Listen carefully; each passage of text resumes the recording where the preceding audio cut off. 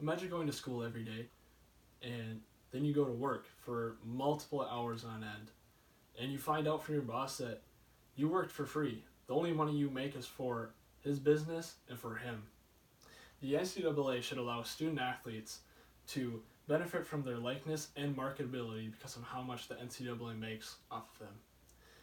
I'm going to talk to you guys about the NCAA system, the benefits of letting student athletes receive a salary, and a proper plan to put in place for the NCAA. First, we need to examine the system of the NCAA itself. The NCAA exploits the student athletes and their ability to make a profit. Student athletes make the NCAA money while also sacrificing their social life. Student athletes are given a free education while everyone else is making millions of dollars off of them. Jared Walsh and Blake Marshall of USA Today on October 28th of 2016 reported that student athletes are not consulted when the scheduling changes are made, even though 40 hours a week student athletes are putting in for their sport, their classes, and homework that they are missing because of those schedule changes. Student athletes are not allowed to make a profit off of themselves, while universities and NCAA are.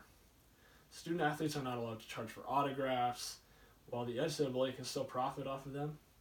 Even though the NCAA in 2014 offered to increase compensation, allowing 4-year full scholarships, a full unrestricted meal plan, they almost do nothing because of the ridiculous restrictions that the amateurism rule has on student athletes. Inferred on December 31st, 2017 in the St. Cloud State article, Point of View, Paying College Athletes. So now that I have explained the NCAA system itself, I'm going to move on to the benefits related to allowing student athletes to receive a salary. Student athletes are hardworking and dedicated, and they are the most important key to the success for the universities. Without student athletes, there would be no sports teams. Student athletes in football and basketball carry their athletic departments, while providing compensation for their hard work goes a long way in showing them support, reported by Josh Benjamin on April 4th of 2017 in his article on Forbes.com. Student athletes are a major income to support other sports, as well as funding for coaches and facilities. Winning games equals more fans, which equals more ticket sales, which equals more program support, and it also leads to increased revenue.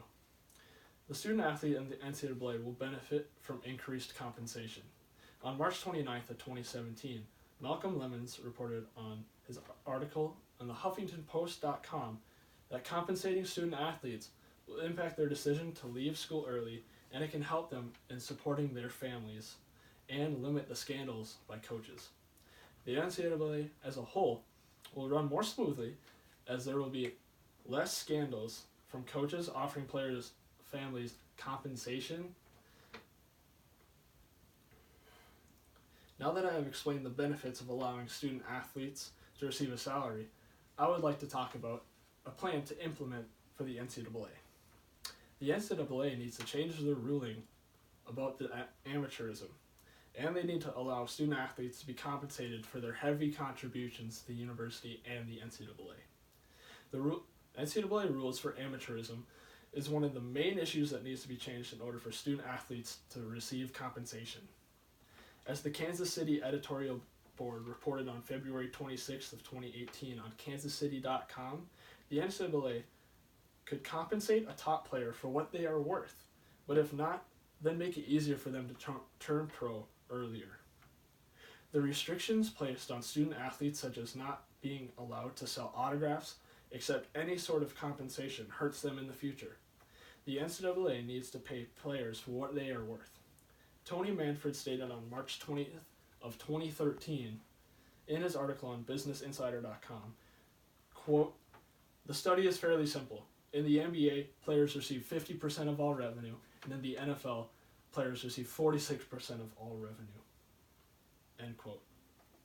Paying student athletes thousands of dollars is quite silly, but giving them compensation and allowing them to represent themselves as well as form a players' union and continue to benefit both the student athletes and the NCAA without continuing to exploit players. In conclusion, I explained how the NCAA is exploiting players, the benefits for allowing student athletes to receive compensation, as well as offering a change to the NCAA's plans.